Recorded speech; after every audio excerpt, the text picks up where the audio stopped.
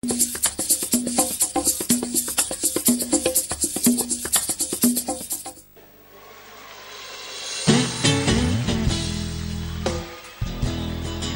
Côte d'Ivoire se prépare à renégocier ses concessions tarifaires à l'Organisation mondiale du commerce, OMC. L'Union européenne, l'Organisation internationale de la francophonie et la CEDEAO ont décidé de renforcer les capacités sur la démarche à suivre.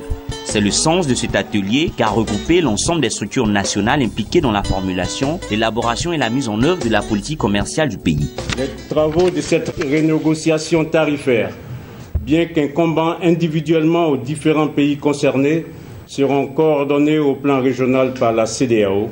Aussi, appartient-il à chaque État membre de la sous-région concernée de se donner les moyens de s'approprier le processus de renégociation, cette technique et son déroulement pour une meilleure préparation nationale.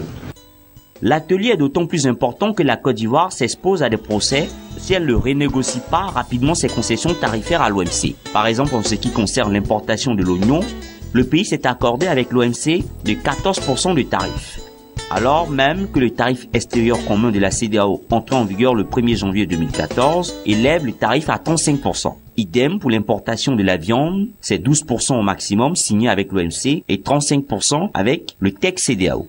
Avec l'aide de l'expert de l'OMC, nous allons voir les profils commerciaux de la Côte d'Ivoire. On va dégager les fournisseurs les plus importants. On doit les connaître aujourd'hui. On doit aussi permettre aux participants de connaître quelles sont les lignes qui sont en violation avec nos taux consolidés. Et en ce moment-là, on pourra les comparer avec les lignes qui ont été consolidées et puis envisager les jours de négociation avec qui on va négocier en premier, quel genre de compensation on peut donner pour voir qu'est-ce que la CEDEAO dit par rapport à ça, parce que nous voulons négocier sous la bannière de la CEDEAO, parce que parmi les pays de la CEDEAO, il y a des pays qui ont consolidé très haut et il y a des pays qui ont consolidé très bas, comme la Côte d'Ivoire.